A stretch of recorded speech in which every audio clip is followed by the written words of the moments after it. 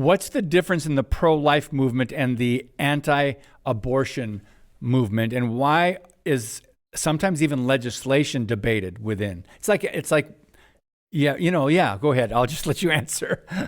Yeah, that's a big question, and with certainly it's easy to like overgeneralize. But what I'll say is that the main distinction between the abolitionist movement as a whole and the pro-life movement as a whole, speaking of like the pro-life lobby, right, those involved in the political and legislative side, is threefold. Number one, we believe that we start with Scripture and we argue Scripture. We say God says. That's why we should do this. Amen. Number two, we believe in equal protection of the laws. The same laws that protect me should protect preborn children before they're born.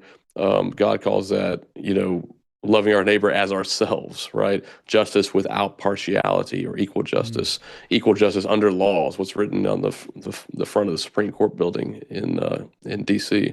And finally, the third main distinction is that we believe that God has forbidden us to try to end abortion through means of partiality, writing bills that require us to discriminate because of the age of the child, or to say that mothers, this should not apply to the mother simply because she's a woman, and writing immunity into the laws when, wait, we don't do that for born people.